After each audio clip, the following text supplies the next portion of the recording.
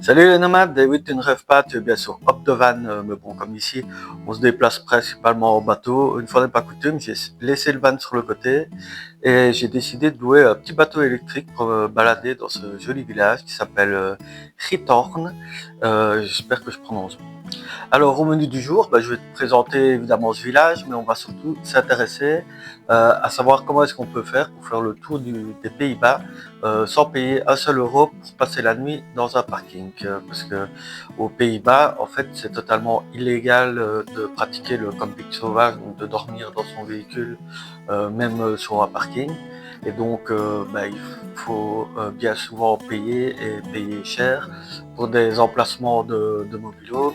Et donc voilà, on s'est mis au défi sur la chaîne de ne pas payer un seul euro pour dormir et pour pouvoir faire le tour des Pays-Bas gratuitement.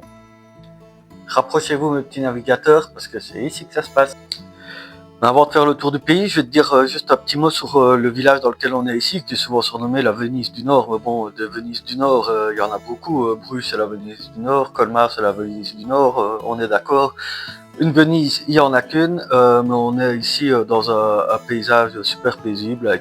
On peut voir certaines maisons sont encore fabriquées de manière traditionnelle avec des toits de chaume. Il y a beaucoup de ponts en bois parce qu'en fait, avant les habitants, ils n'avaient que des petits sentiers pour aller à leur maison et donc ils étaient obligés de construire des petits ponts en bois pour se rendre sur leur maison. Donc c'est un endroit, je ne vais pas te le cacher, assez touristique.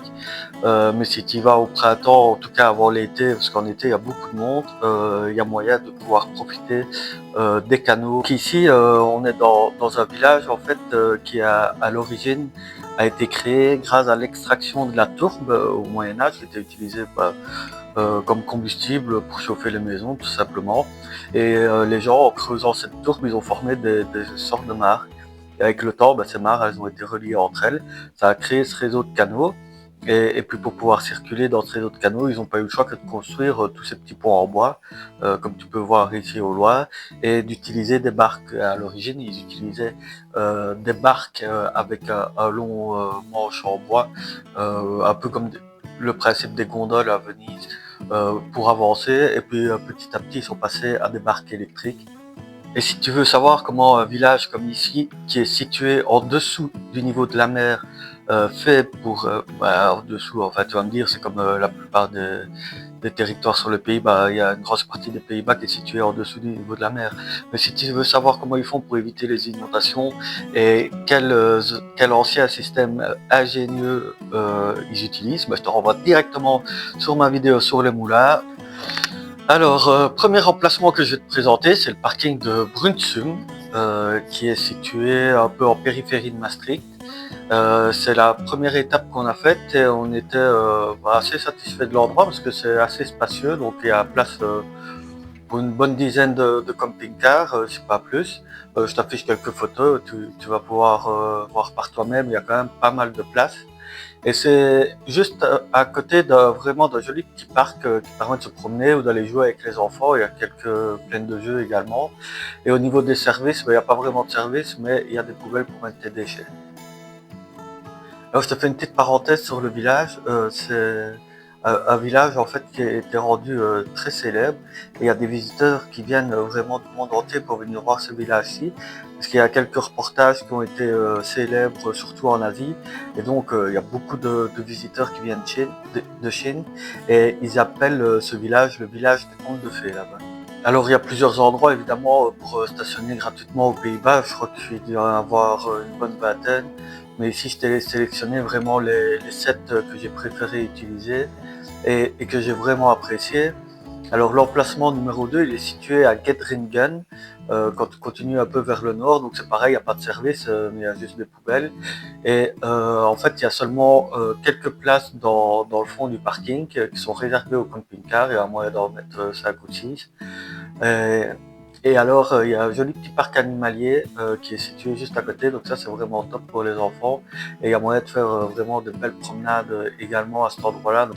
Alors évidemment, je te mets tous les liens dans la description avec les adresses exactes des parkings et sans transition, on passe directement au troisième emplacement qui se situe à Emmen, qui est une petite ville, et on est dans le parking en fait d'un centre commercial, d'une zone commerciale où il y a tous les magasins. Il y a vraiment pas mal de place, comme tu peux le voir sur les photos que je t'affiche, il y a pas mal de place. On sait mettre quand même plusieurs mobil-homes.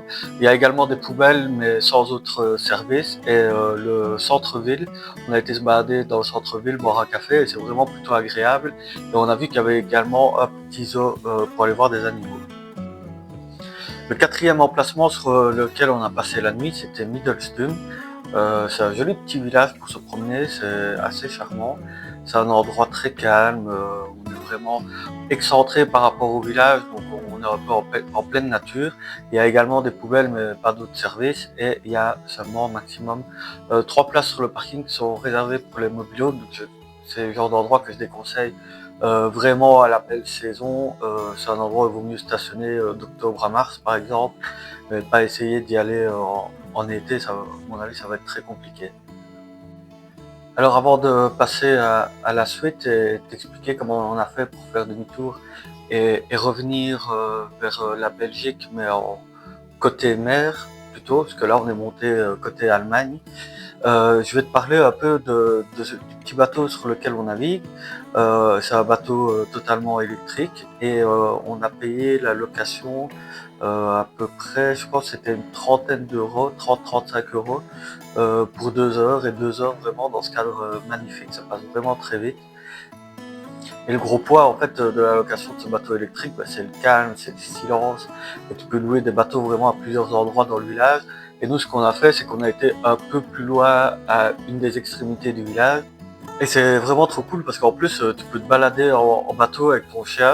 Les chiens sont acceptés sur le bateau, donc ça, c'est vraiment trop chouette. Mais évidemment, il faut avoir un chien qui a pas peur d'aller sur les bateaux. Et c'est pas le cas du mien. Donc ici, tu as des restos sur l'eau, tu peux louer des bateaux. Il y a un parc naturel à côté qui vaut le détour et qui est vraiment à explorer. Donc il y a pas mal de choses à faire et à voir. Il y a aussi du travail du cuir et de la céramique, des petits artisans, donc c'est vraiment intéressant. Et au niveau de l'écosystème, c'est un des plus uniques en Europe, parce que c'est vraiment un grand marais d'eau douce, et du coup il y a des plantes assez rares qui s'y trouvent, et aussi c'est également un paradis pour les oiseaux, parce qu'il y a beaucoup d'espèces qui viennent nicher dans la région. Et au niveau des amphibiens et des poissons aussi, il y a beaucoup de grenouilles, de tritons et de petits poissons style anguilles, perches, brochets, etc. Et donc voilà, c'est un écosystème qui est très fragile. Et les habitants en fait de ce village et le parc national, ils travaillent ensemble pour garder vraiment l'équilibre entre la vie humaine, tout ce qui est tourisme, agriculture et la nature. Comme quoi, avec un peu de bonne volonté, rien n'est impossible. Donc ici, je te présente l'emplacement numéro 5, le parking de Gennemeiden, qui était vraiment pas mal du tout. Il y a 5-6 places pour les camping-cars. Le cadre est assez verdoyant parce qu'il y a un espace de promenade à l'arrière. Il y a des poubelles, on peut rester maximum 72 heures d'affilée.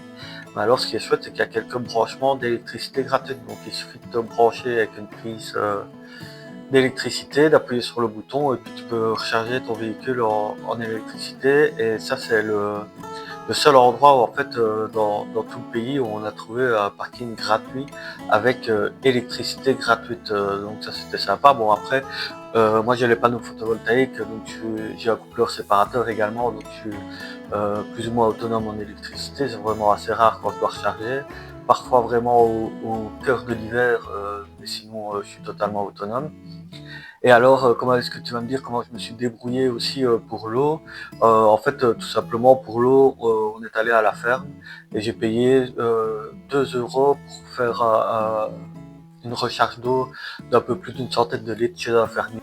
Maintenant, avant-dernier spot, le parking de Zegveld, c'est le parking du club de foot en fait, et c'est très calme, sauf évidemment les jours de football, mais ça on peut pas le savoir à l'avance, donc c'est au petit bonheur la chance. Il y a 4-5 places pour les camping-cars et pour les vannes, et on peut rester maximum 72 heures. Il n'y a pas d'autre service que des poubelles, mais le cadre est très agréable. Et alors, je te gardais le plus beau pour la fin, mais c'est vraiment pas fait exprès. En fait, c'est vraiment le parking que j'ai préféré parce que il y a beaucoup de place. C'est un endroit calme aussi en périphérie d'un village. C'est très nature.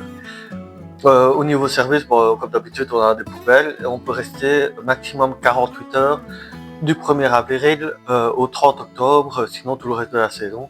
Tu peux y rester autant que tu veux. C'est à Siemenshaven et c'est vraiment un endroit magnifique pour y passer la nuit.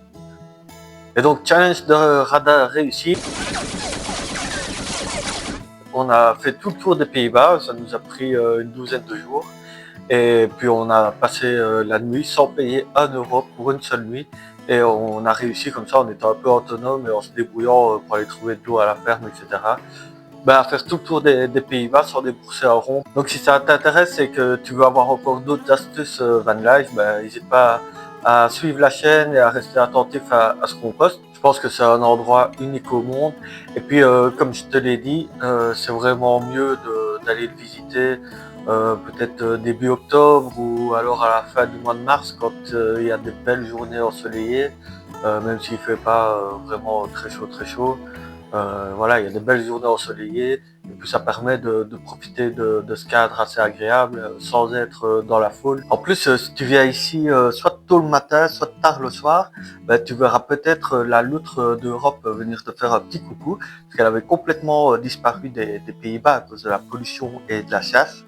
Mais grâce à des gros efforts de protection, avec le nettoyage de l'eau, des corridors écologiques et tout ça, alléluia, elle est revenue et c'est aujourd'hui un des meilleurs endroits ici à Rittorn pour voir la loutre d'Europe dans le pays, qui est très difficile à apercevoir. Évidemment, je te mets en description, comme d'habitude, tous les liens pour en découvrir plus sur la région et pour planifier ton prochain voyage aux Pays-Bas. Je te remercie beaucoup d'avoir suivi la vidéo jusqu'au bout et je te dis à bientôt avec Billy pour de nouvelles aventures.